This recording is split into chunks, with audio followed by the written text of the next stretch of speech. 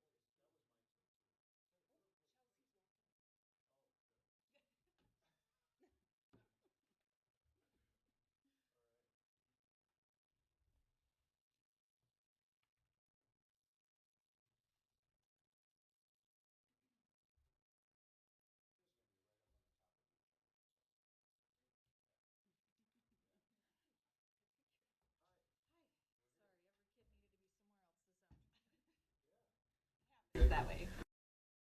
Okay, let's call this meeting. It is Wednesday, January 8th, and this is the Marshfield Parks, Recreation, and Forestry Committee meeting. It is 5:30. We're at the 2nd Street Community Center. We'll move on to item 2, which is approval of minutes from December 11th, 2024, and entertain a motion. I move to approve. Motion by Natasha. Second. Second by Chelsea. All in favor of that? Aye. Opposed? That motion carries. Anybody need to declare a conflict of interest? We're good there? Public comment? Nobody here from the public? See how fast these move? They don't have an agenda in front of them, but we're halfway done. We are on to item number 5, which is the 2024 Volunteer of the Year. Amanda, I'll let you go ahead and introduce this. Okay, the Parks and Recreation Department relies on volunteerism to make our Parks and Recreation program successful throughout the year, and hence each year we like to choose a community member who has volunteered their time to make our community parks and programs better for everyone. This person is someone who goes out of their way to make others feel welcome and included and make our community better overall. This year, we kind of lied to you a little bit, and you are going to be a Volunteer of the Year, so I'm going to have John read a little bit about Yeah, you. I've got quite a page here to read. Okay, so see, we got a quote from your husband in it. So We were in cahoots. At this time, we would like to recognize Miss Nikki Kitchener as the 2024 Volunteer of the Year.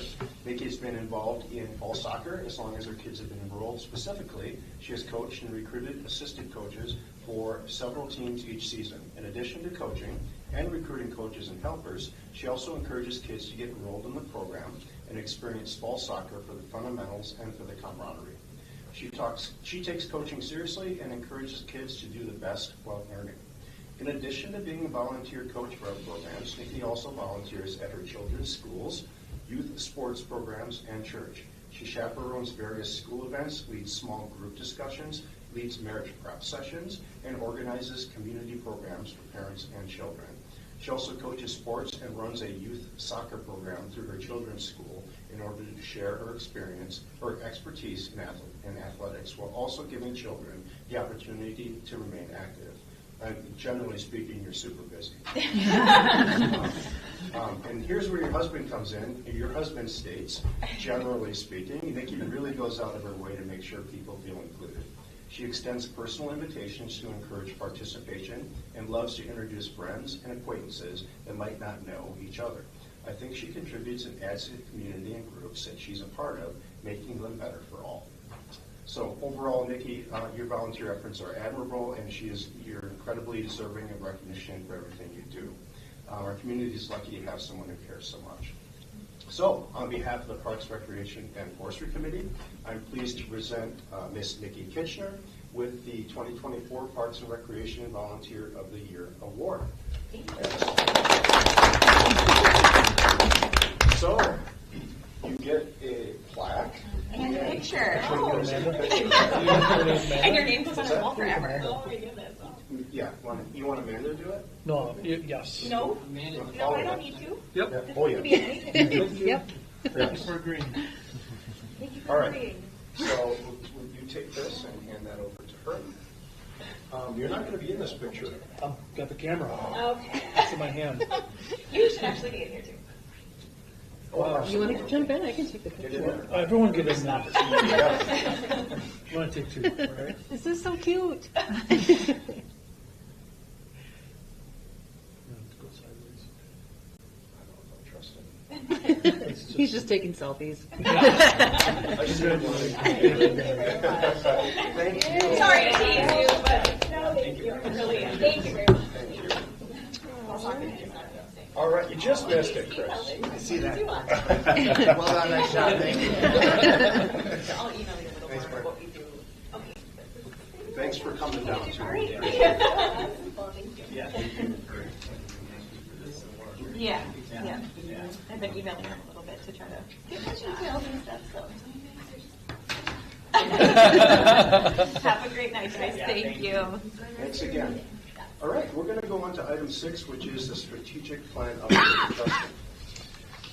Included in your packet was the strategic plan that's been around since 2018, I think. Each year, the committee gets a chance to review it. Staff gets the chance to also review it, see if there's any recommendations or changes to it. I'm not going to go through it all because it's kind of been laid out for many times before, but if you're going to page through it, I want to look at the facilities one, and that's, I don't know what page it is, but under facilities, talks about assist Main Street with installation of outdoor fitness equipment at Veterans Park. That was something that they wanted to do. We'll probably revisit them to see. Kaylee's no longer at Main Street. She's now at the foundation. Marcia was the kind of a leader on that. Now she's running kind of a business downtown. Not sure if they're still interested, but we'll visit that one, as well as construct number 6 was construct a restroom building in Wenzel. That's kind of being tabled, and the committee's reviewing that at this point. So those things might need to be removed from the list, or at least adjusted. Moving on to cemeteries, we have number 4, which is construct a new city columbarium. That was done, so we could probably take it off the list. And it says explore future contract options with Catholics and Lutherans. That was also done. We've just signed another 5-year contract with Lutheran and Catholic cemeteries. Forestry, number 1 is implement the city's EAB plan and continue to execute management of Brain Park. The guys are currently doing that right now. They're removing ash trees, and it's a good thing we started when we did, because there's a number of ash trees that are showing deterioration and decline. So a lot of bark coming off, and branches are starting to get brittle, so that means they're dying, and they're coming to the EAB. So good that we started when we did. And then trails, number 2, we want to we have concentrate efforts to connect Weber Park to TW Arboretum trails, as well as Pecan Parkway to Greasy Park, and then the trails possibly north of the high school campus.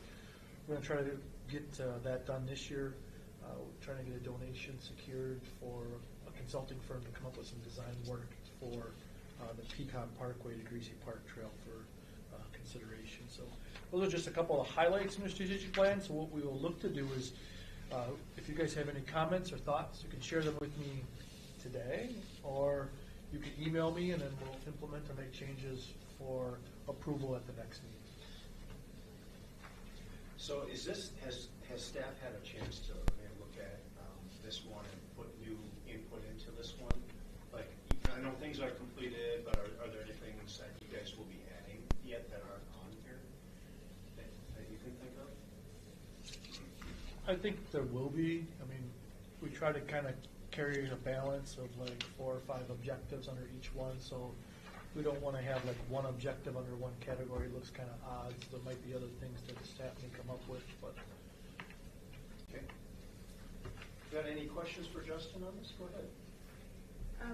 So if the city starts to do sort of a comprehensive strategic plan, do you feel like this will be easily adaptable or fit underneath that? It could, yeah. I mean, this one's been around since 2018, and the city's been kind of doing strategic plans over the years since then, and some of it's been implemented into that strategic plan, and some have not. But ours is a little bit more very in-depth into park and recreation, where the city's obviously a little bit higher. It's even 50,000-foot level type strategic plan, where this is a little more nuts and bolts.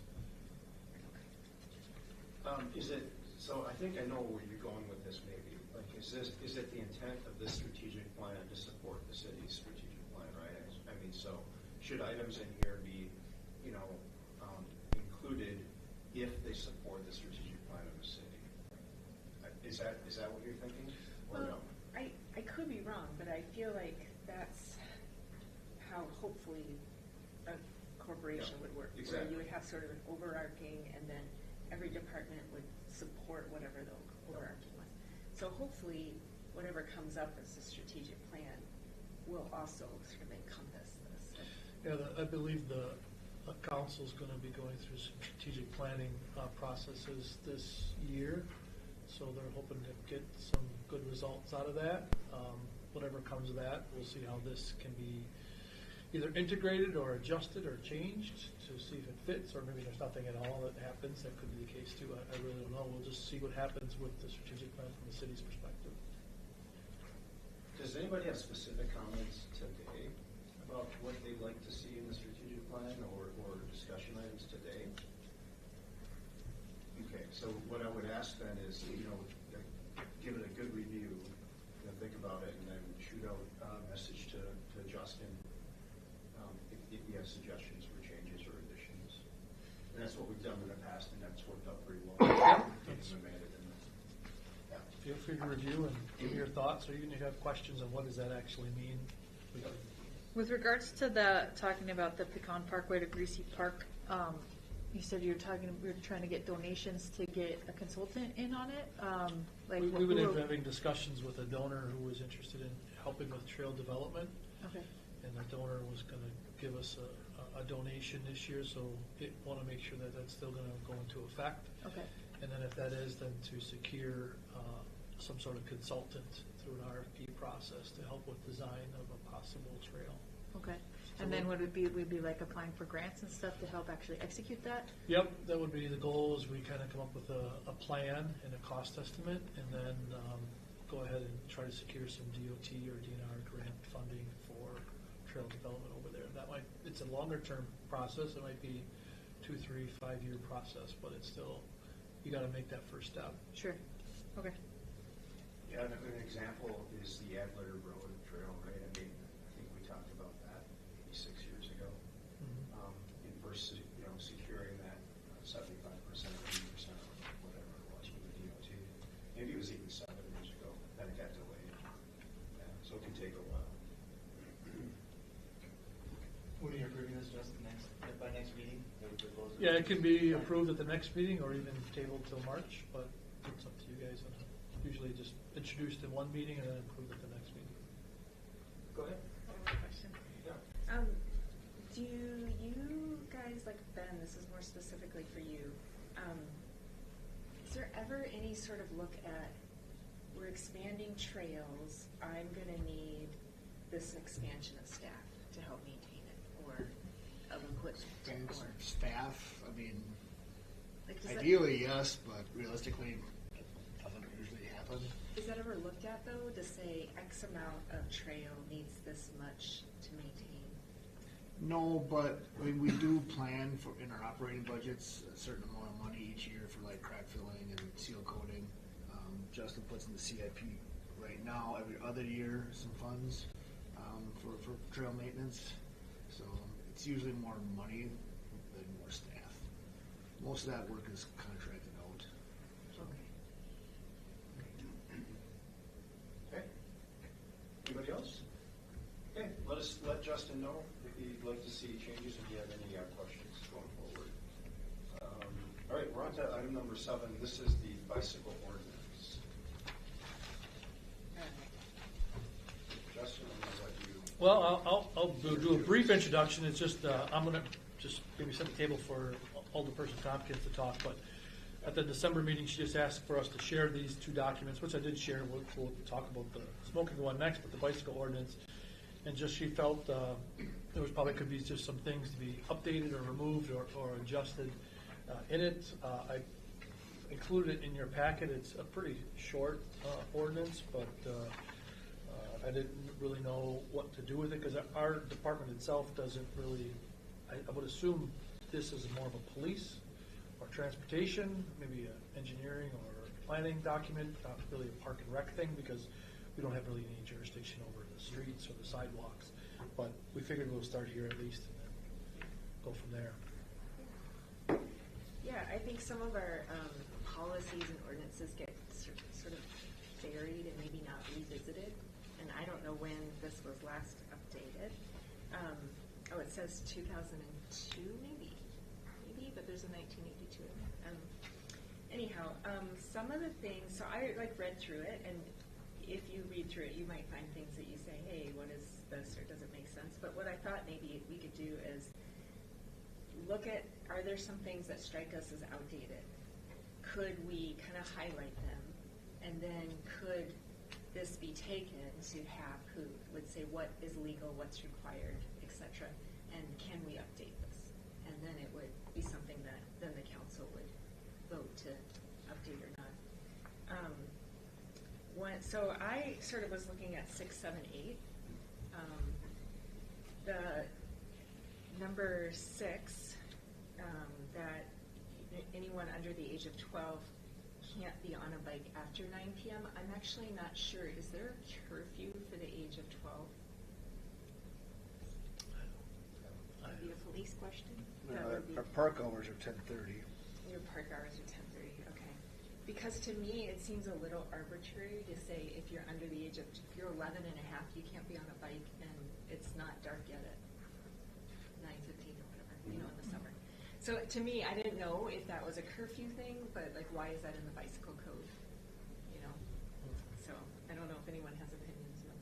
Agreed. I mean, I thought that was a little strange. Yeah. So,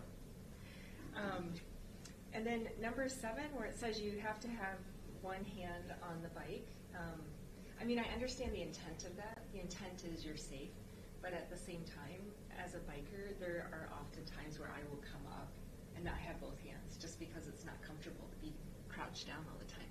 So I'm wondering if maybe rewording that just to say operate in a safe manner. Maintain control of the bike. Or maintain control of the bike, or something like that, more general. I would just hate for there to be a child who is, or anyone who, has to be stopped because they happen to riding without license. So maintain control of the bike, I like that. Maybe they can just stick that into item 5, right? Like the rules of the road, Yeah. and say, operate in a safe manner, get rid of it, Yeah. right? Yeah. Yeah, that's a good point. And by they, I'm not sure who they is, by the way. I don't know who that is. That enforces it. I mean, I don't, do we just, can we make a recommendation to say, somebody take a look at this, and then who Yeah. changes it? Well, I would work with HAP to Okay. change the language, I just to see. make sure it was legal. Sure. And then we could like redline it, and then we Yeah. could even bring it back here, see if people like it, and then we could propose Sounds good. to do it. Okay, operate in a safe manner, maintain control. Okay, and then number 8, as far as I am aware, the only sidewalks that we're not allowed to bike on are the downtown sidewalks. So this seems a little broad, but then it has like this little thing, except for in the administrative code copy, so I don't know if that could be maybe just And I don't know what the administrative code of traffic and parking regulations is.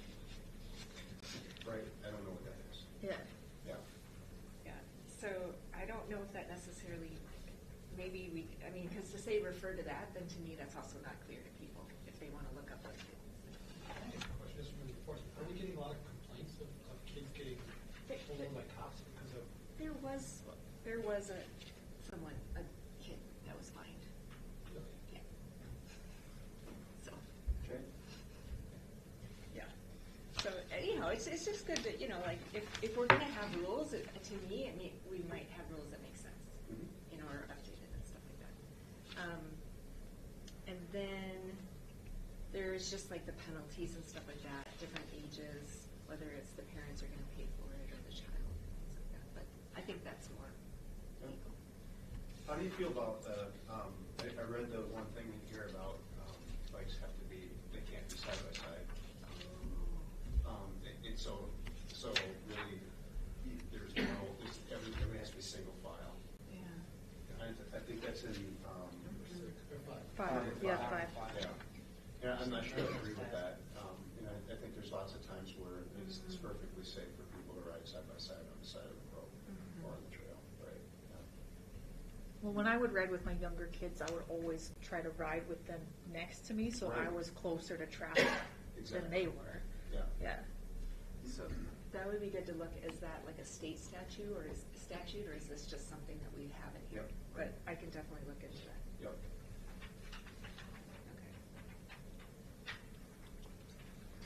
So as far as this committee goes, I'm not sure that we need to take action for this, right? I mean, we just give you that Yeah, feedback. and if anything comes to mind, just send me an email. Yep. And say, hey, I was thinking about this. or- Okay. Yeah. Is there anything else for Natasha on the biking ordinance? If you guys want to, if you come up with anything else, just feel free to go ahead and email her. I do have another question for the group. How comfortable do you guys feel with electric bikes and speeds? Like, I know on the road they have to pay, they have to follow, but on the trail, do we have any thoughts I'm on going to be that? honest, I have not had a problem in the city of Marshfield with electric bikes on trails, and I'm on trails a lot. Okay, I don't see it as an issue. okay. From a department perspective, I don't think we've received any complaints about electric bikes, either themselves or going or exceeding speeds on the trails or in the parks. At least I'm not aware of any complaints. I don't know if you guys have received that. We've not received any complaints I about it. received one, but it was just that, they felt like this bike is just whipping by them, and like, what if they'd accidentally stepped out or something? But that was one. Well, and I would think that there's still like due caution of taking care when passing on the left. That's already kind of covered in the ordinance as written, so. There's also a safe speed general statement in there. There's no specifics, but yeah. Okay. Can I ask a quick question? So for ordinances in general, is there, I'm just asking, does anybody know, is there a review period, or are they all reviewed at all? Is there a time frame that they're reviewed, the city in general, that this could be part of that? I mean, is there a process for that? I don't think there's a process, a review process itself. I think it's just whenever a situation or comes up that it warrants review, then then it gets reviewed. Okay. All right, so that's enough feedback for the biking. Let's move on to this policy, which is smoking in parks. And I'm going to be honest with you, I did not read through the public nuisance ordinance at all. I thought it was way too long and boring. I did read the smoking policy though, so I don't know if you want to get into the city ordinance on public nuisance or not, but I'll let you go ahead, Natasha. Yeah, so Justin, I didn't get this public nuisance one. For whatever reason, I never get these full packets. Did you get that on your email? I Yeah. never get the full packet of my email. I always get like 3 minutes. Anyhow, so did anything in here say things about smoking? Do you know if the nuisance one? The Yeah, nuisance is that- under chapter, or section 11 is quite an extensive That's the one that description. Okay. It talks about smoking. I think the first couple pages are definitions of Yes. all these facilities are. And I think it goes into, I think, what is prohibited, and it kind of talks about everything else, I think. Then it kind of goes into fertilizer, so once it talks about fertilizer, obviously it's the end of the policy, that section, but it talks about all the variances. I know our policy was just updated, I think, in 2019, so we reviewed all of ours probably 2 years ago. Yep. And I think this was part of that review process for the smoking, but we did not adjust anything for our smoking policy. We still have signs near playgrounds, in buildings, near athletic viewing areas, so like where bleachers are. We have signs like in dugouts, like saying no smoking in dugouts or on the playing fields. No smoking like in Hackman and stuff like that. It's a policy, so it doesn't really have a lot of teeth, meaning people can still smoke and not violating the ordinance unless you're inside of a building or violating this specific ordinance. It's just kind of a way to be more preemptive and saying, hey, just stay away from the grounds when if you're going to smoke or do any of that. I know probably back in 2017, maybe 16, the council reviewed a ordinance for consideration, and it didn't pass. I think it was voted, I think it was a 5-5 vote or something like that, and then the mayor voted against it. I think, I don't remember the name of the mayor at the time, but We tried to draft an ordinance, so it had some teeth, but it didn't pass. And so was that ordinance saying, any smoking in this park needs to be done on sidewalks or park? Essentially, yes. Yep. And there was like a fine? Yeah. I think it was just added to the ordinance itself, because it doesn't talk about parks. It just talks about different areas. And then the parks were added to it, and it was essentially not approved. There was a little bit of a controversy, because It was, from what I remember, a couple of things. Number one, a government overreach. Number two, I think there was concern about enforcing it, as there is with any time there's a new ordinance. Like who's going to police it? Do we want the police, doing that? That was the concern. I mean, in a sense, we have a lot of ordinances where we could ask that same question, don't pick up the poop on the trail from your dog, things like that. So I don't know if that's a strong argument. I agree. Right. To me, I totally agree. To me, it's about being reported or somebody seeing it and report, right, and calling on it. It's not about the police monitoring it. Right. It's about, somebody witnessing something that is against an ordinance and making a phone call. Have there been any complaints? I mean, I got one, but that was Columbia Park, and I don't think there's a sign yet, so maybe that's part of the reason. But has there been any complaints or things with I've never seen smoking? anything. I honestly haven't. The reason that we tried it the first time, it was a Winslow Park issue, and I just remember being in a concert and seeing people vape, around groups of children, and like basically kids running through a cloud of vape, and so I thought we need to do something about this, but I honestly haven't heard any complaints from people since the last time I brought this up. I mean, it is sort of a public health issue. People can say, oh, you're outside, you're not going to breathe it, but obviously air pollution is a real thing. It's just like you don't want to stand behind a car that has exhaust going. You probably want to move out. So Yeah. But yeah, I can see how maybe some people would, I don't know. And we have so many rules in our life, I don't know how you can say that this one thing of, you know, if you're in public, be considerate and don't smoke would bother people, but, And I will say that I think the majority of people who do smoke in public will do so, you know, with other people in mind. And they'll go off to a corner or off to the side of the sidewalk and do that. The majority of people will. It's always the couple of people that insist on doing it in the middle of a crowd. That is a problem. right. And that's what happened at Columbia Park. You know, Yeah. you're there watching your children and someone is smoking. Yeah. You don't want to leave, you're watching your child perform, but, Yeah. yeah. I guess they didn't say if there was an ordinance, that person would have probably still smoked Yes. in the park. Whether there was an ordinance prohibiting it or not, just like defecating dogs and speeding bicyclists, that they're just sometimes that happens. And we don't get hardly any complaints about smoking. Once in a while, that we got one about a playground. Some kids were at the playground and the parent was smoking, but that was years ago. Yeah, so I guess my question would be, do we have the parks adequately signed, right? I mean, with the policy. At the Columbia Park, for instance, is there a sign that's easily, can you see a sign? Yeah, we don't have one at Columbia Park. We put them up at all the playgrounds, like Justin said, all the athletic venues where there's bleachers. And Yeah. so we got quite a few of them open, Yep. not everywhere. So maybe that's just a direction First to step. take. Like, look at some of those public areas, and I think Wenzel is maybe another area that doesn't have one, that we could add a sign to, see if it helps. That's all I can say. Do you feel like there's good spots to put? That's the tricky part. You don't want it to stick out a sore thumb, but you Right. want to be able to be visible. Yeah.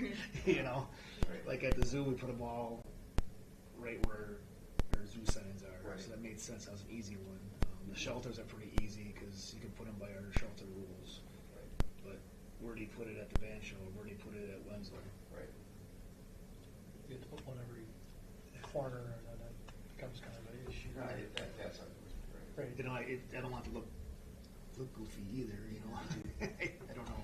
Do you think maybe even where the benches are, like when you walk in, you know, like so you're walking down to get to the benches, maybe that just having a sign so that when people are sitting Yeah, there. I can definitely look at it. Yeah. If that's the I direction. think, there's like that area that's got the directory kind of for the thing. Yep. Maybe that would be a good area too. I don't know. Over that map. Yeah. Kiosk map thing, yeah, whatever. That'd be a spot. Yeah. It's like when you go to a lake or something, the rules are always in the same spot, right? It's like a boat landing or a Right, beach. exactly, yeah. People kind of congregate to those signs like that, but I don't know. I think it's always going to be a problem, but, maybe we can just help it a little bit. Yeah, I think that's a good step forward is to say, hey, let's just make sure that in those areas, someone could point and say, hey, this is a smoke-free area. I was gonna say, people might feel more confident telling someone if there's a sign right there where they can be like, hey. Yeah. Yep. Okay. Thanks, Natasha. Thanks for not making us go through that nuisance ordinance. There's a lot of stuff in there. Okay. Item 9, it's our report section. We'll start with Amanda. All right, with the senior center, programming is continuing as normal, just cards, bingo, exercise, and crafts. There has been a couple new faces in the building lately, actually, so that's good to see that there's more people, or new people interested in being here. I continue to participate in the Committee on Aging meetings and plan for the health fair towards the end of the year, and the I'm also attend the Marshfield Senior Citizens Council meetings monthly for that Board of Seniors. Now, this is still an ADR meal site, Monday through Friday, and then Meals on Wheels Prep has moved here as well. As far as programming goes for recreation, tennis started this week on Monday. We offered 4 classes and we only had to cancel 1 due to low enrollment, which is not abnormal and it's not alarming. So 3 classes are running right now. Junior volleyball clinic, we used to only do it in January, but last year we had a request for another one just to have more activities in the winter for kids. We ran it in February as well. And we're doing that again this year, and both classes are very well enrolled at this point in time. February has a few more. Let's see, in December I added a little bit of programming over Christmas break for kids, kind of also thinking that maybe there's some people in town who would not normally be here. So we ran 3 family fun days at Oak Avenue Community Center, and we charged $5 per kid, and I had bounce houses, crafts, games. And that went over fairly well, I thought, for the first year. We had a lot of good feedback from parents, just it was nice to be in a gym and just let the kids run around in a big open area where you can see them.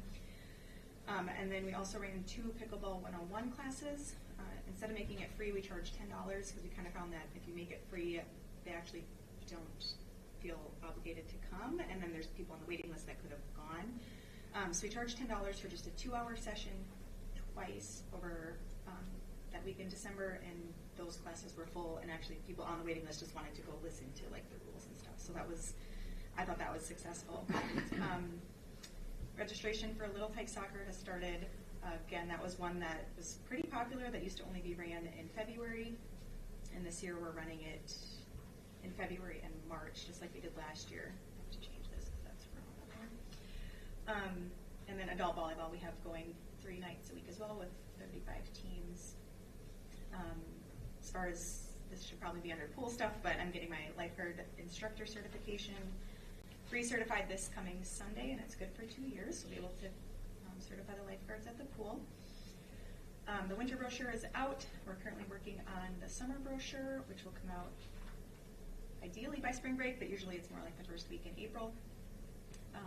As far as ice skating goes, we have the push button lights on at Pickle Pond. There's an automatic timer, just to reiterate for the public. There's no warming house available, but you just push that light and it stays on for, I think it's 30 minutes, and then you can skate even when it's dark outside. We did the holiday door decorating contest in December. Again, this year it's the 2nd year. I did talk about this a little bit at the last meeting. Also, we had 10 participants, but I did fail to recognize the fact that we take partner with Ronald McDonald House for that one, so they get all the proceeds for that. So we just collect donations. Basically, then they decorate their door. The door gets voted on. They get a prize donated from. Actually, we had a lot of people donate, or a lot of businesses donate this year for the prizes for that. But then all the proceeds went to the Ronald McDonald House, which is over $300 this year. And then Vandahay Waters prep is well underway. I'm working on concessions to get healthier options in there, and I'll say viable, healthier options that will not expire quickly because they don't typically sell that well. But I do want to have it there as a parent of young kids. I do want to have healthier options available in concessions. Then working on pricing. Admissions prices again remain the same this year. We decided to revamp the party packages. In previous years, we just rented out the whole shelter for a birthday party. We kind of found that birthday parties are smaller than what is needed for that whole entire shelter to be blocked off. So there's 8 tables under there, and I'm going to allow for either 6 or 8 birthday parties, rentals basically at a time, and then limit it to 10 participants or 10 swimmers. So there's details coming out about that soon, but I think we'll get a lot more parties in there that way. And then special events programming coming up. Again, we'll have the Sophia Swim Day. I'll kind of look at how we did that last year. I know there's a couple new ideas for that for Sophia Smers, our lifeguard that passed away. There's a lot of Aqua Zumba classes similar to last year. Lap swim, aqua size, another end of summer bash, which we got a lot of positive feedback on last year as well. Tomorrow, meeting with the Community Foundation and United Way to discuss free passes for those who need access to the pool and can't afford the rates or don't typically go for that reason, or just to get that out. We've done that every year since 2022. It's changed a little bit each year, so tomorrow we're just going to meet to kind of go over how we're going to hand those passes out. And then I started working on returning staff inquiries and planning trainings and certification dates. 6 months away, but it's really fast. Lots going on. Yeah. Any questions for Amanda? Thanks, Amanda. Are we going to do it like some programs? Yeah, Nikki was able to update her list, so I'll kind of review it with the group. Bozen was supposed to do a snow fast down in Wenzel, but not much snow, so they're looking at alternative dates. Remember last year they were going to also do it, but there was 0 snow and it was really warm, so Yeah. we may have to revamp our snow fest to something else. The luminary hikes, which is kind of connected to cabin fever, will be February 11th, 12th, and 13th. In conjunction, there's a charcoal drawing on February 5th, and then the cabin fever run is February 15th. Ben will give an update on runs at Ice Rink, and then the Hub City Concert Series is Nikki's out there looking for donations and sponsorships, about the $25,000. That usually covers the costs of the bands and whatever other costs that might be associated with the band. So that's Nikki's update. Okay, thanks, Vicki. On to item C, Parks, Forestry, and Zoo.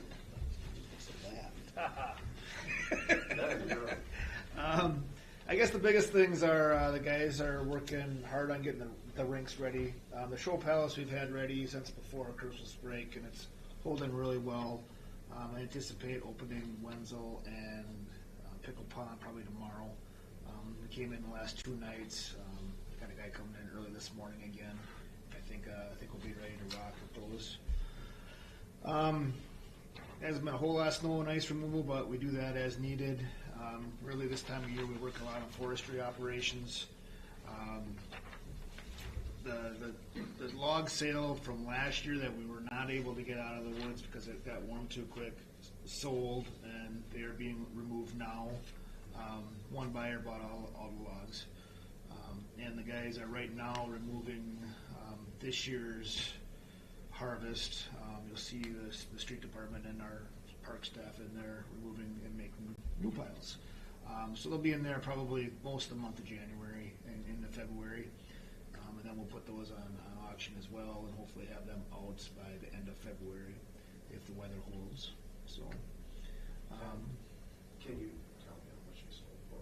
I believe they were $200 each pile. I think somebody just did a base bid of that, so I don't remember how many piles there were, but quite a few. So, and that really helps us out because we don't have to, move and go into the equipment. They got to get it themselves. Yep. Yep. So. Yep. Mark did get a grant. I think he mentioned that at the last meeting. So he's been working on finalizing that, and he's got the trees ordered and the locations picked out. He's working with the DNR in that grant process. And then once we're done at Brain Park, the street department will move into terrace trees in February and start doing Section 5 or Zone 5 this winter as well. So down at the zoo, things have been moving well. We're working on revamping the Wildcat exhibit. We replaced the floor here right before Christmas, and now we're redoing some of the fencing inside the exhibit. So I got a couple guys working on that, and hopefully we can have new Bobcat and Lynx here by spring. So, All right, questions for Ben? Thanks, Ben. Cemetery, Amy. Okay, mine's pretty short and sweet. There were 10 burials in December. The volunteers for Wreaths from Across America placed the wreaths on veteran graves on Saturday, December 14th. And they did actually remove them this past Saturday, so that's all cleaned up. And then snow removal operations as needed. Okay. Anything for Amy? Moving along. Justin. Mine's pretty short too. Got a chance to meet with our architect engineering firm yesterday for the first time in a while to talk about pickleball lights as well as the softball field to be constructed this year. So they're going to finalize construction and bid documents and then get that out hopefully in February, and then softball probably in March. So they got a full docket, so we'll go as fast as they can go. It's up to them to kind of develop those plans. We're going to finalize the Fairgrounds Campus Master Plan. That'll go into the front of the Plan Commission in January, hopefully for approval as well as the council. And then Greasy Park Playground, the group is still out fundraising. I think they've had some success. I'm hoping that they can share some news pretty soon. And then the Jurassic Park hasn't met in a while, but we met today and reviewed the design with a consultant out of Minneapolis. So they're going to finalize their report and hopefully give a presentation. I don't know when, maybe this spring. it's up to the committee to go ahead and make a presentation probably to the council at some point on what their thought was or design ideas are on Jurassic Park. Do you think they'll come to Parks and Rec with that, to this committee? I think it'll go to the council. Okay. The consultant itself exhausted all of their meeting time, so they had like 3 meetings or whatever it was. So I think someone from the committee will come and try to make the presentation. And it's not like we have a professional committee, so it's a volunteer. Is the committee obviously working with you and staff on the design? I was part of the committee, so Okay, the committee's rather large, maybe like 12 people. Yep. So a lot of input. We hired a firm, Nelson Jameson paid for it through a donation, and then the firm was consulted and they came up with the ideas. They came up with 3 ideas, so the committee evaluated it and then determined the best option. Now it's a question of affordability. Okay. And I think the committee is aware that any project like that will probably have to be reliant on pretty much private donations, grants, or other funding, not using tax dollars. Sure. Okay. Questions for Justin? Go ahead. In 2026, what's the part of Green Park are you going to tackle? Because 2025. I believe that on the CIP it talks about the playground being installed. Okay. And then it's the parking lot in 29. I believe. Parking lot and the shelter, I believe. Yeah. In 29. Yeah. I think it was delayed. I'm gonna see if we can move it back up and do some reshuffling. You know, we do have some reshuffling opportunities here with Greasy Park playground maybe being done. Yeah. So, I think there's always a reshuffle when you have so many donors and grants and things that come up. It's not like it's a $5 million road project where there's not a lot of wiggle room with that. When you're talking smaller dollars, you can kind of reshuffle things. Sure. Okay. Anything else? All right. Our next meeting is scheduled for Wednesday, 5:30 p.m., February 12th. Let us know if you can't make it ahead of time. Appreciate that. Seeing nothing further. I have 2 items. Oh, wait a minute. You're right. I did miss the Parks Recreation. Sorry about that, Natasha. Go ahead. This is back to item 9F. Okay, is that like the items Yeah. for future agenda Yeah. items? Okay. I am wondering if we could visit renaming for Adler Trail, because right now it's Wildwood Trail, Adler Trail, and that's very confusing for people. So if we could just, I don't know how that works, renaming trails, but since we now have a complete trail down Adler Road, it would be lovely to have people know where it is. Because when you say Wildwood Trail, they think they're going to Wildwood Park. So that's one item. And the second is I'm wondering if we could invite Mike O'Reilly to come and give a report on the mural at the skate park. Because I don't know if it's already been started, but I don't believe we've ever approved a plan. And so it would be good to know what is the plan. And so, yeah, that's the 2 items. Okay. Is there anybody else who has any future agenda items for Parks and Rec? Okay. Sorry about that. I do that sometimes. I put a check on F and I don't know why. All right, so at this point, I see no further items. We are adjourned. Thank you.